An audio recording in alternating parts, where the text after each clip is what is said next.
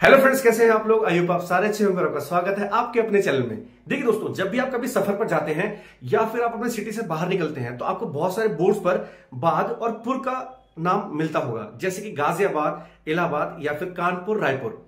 लेकिन दोस्तों, अगर मैं इनके लिस्ट की बात करूं तो आपको बहुत सारी जगह पे और बहुत सारे स्टेशन पे कानपुर, नागपुर, उदयपुर, जयपुर, जोधपुर, जबलपुर और रायपुर, ये सारे पुर देखने को मिलते होंगे। तो आप अगर इन्हीं चीजों में और ऐड करोगे आप, तो आपको देखने को मिलता है इलाहाबाद, गाजियाबाद, हैदराबाद, फारुखाबाद, मुरादाबाद, अहमदाबाद और फिरोजाबाद।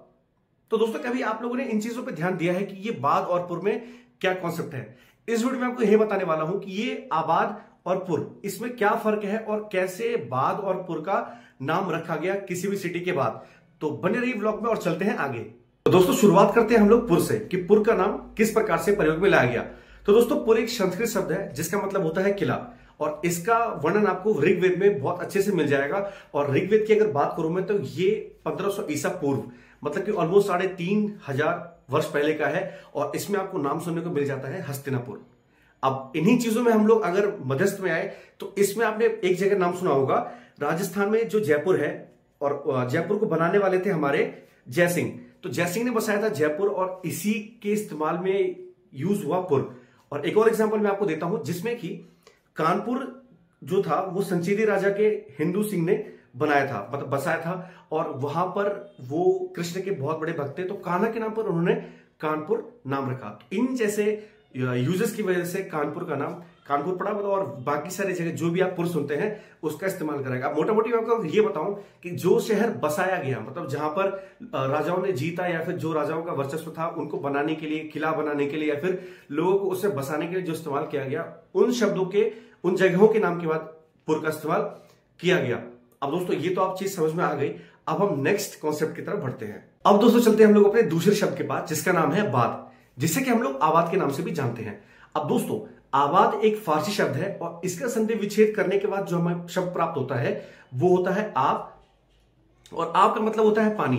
अब दोस्तों, पानी का अर्थ यहां पर इस चीज से लिया गया है कि जहां भी ये सारी जगह बसाई जाती थी, जहां भी बाद बसाया जाता था, उसके आसपास पानी का होना बहुत जरूरी था, या फिर नदी, तालाब, जो भी है, इन सब का होना जरूरी था, ताकि लोग अपना खेती बाड़ी कर सके, फसल उगा सके और अपना जीवन यापन कर सके। अब दोस्तों, इसका एक मैं जीता जाता एग्जांपल देता हूं। जैसे कि आप इलाहाबाद जानते हैं, जैसे कि आप लोग प्रयागराज बोला जाता है, तो इलाहाबाद गंगा नदी के आसपास है, और वहां पर बहुत आसान था लोगों के लिए खेती करना और बाकी सारी चीजें करना। अब ऐसे ही अगर आप मुरादाबाद का नाम लेते हो, तो मुरादाबाद रामगंगा नदी के किनारे स्थित है, और यहां पर लोग आराम से खेती बाड़ी कर सकते थे और अपना जीवन यापन कर सकते थे।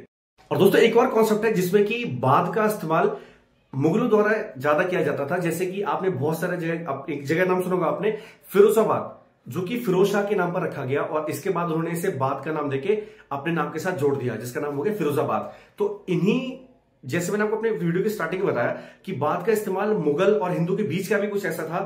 तो जनरली ऐसा नहीं था, लेकिन बहुत सारे राजा जो थे, मुगल राजा, वो चाहते थे कि उनके नाम के साथ लोग अपना जीवन यापन शुरू करें, या फिर एक ऐसी जगह शुरू करें जहां पर उन्हें हर सुविधा मिल सके।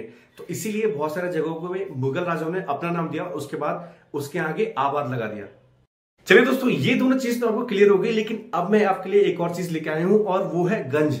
जी हाँ दोस्तों, जैसे कि आपने नाम सुना होगा दरियागंज, रकाबगंज, डिप्टीगंज, और ये सारे गंज आपको बहुत सारे जगह मिल जाते हैं, चाहे वो दिल्ली हो, चाहे लखनऊ हो, या फिर कानपुर हो।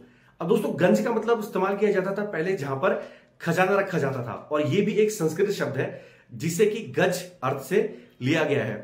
और दोस्तों, इसका इस्तेमाल बहुत सारे जगह पे ऐसे किया जाता है जहां पर बहुत ज्यादा भीड़ भाड़ हो, या फिर मंडियां लगती हो, सब्जी मंडी लगती हो, या फिर ऐसी जगह जहां पर व्यापार का आदान प्रदान किया जाता हो। तो ऐसी जगह पर शोर शराबा बहुत ज्यादा होता है, और साथ ही साथ यहां पर भीड़ भी बहुत ज्यादा होती है।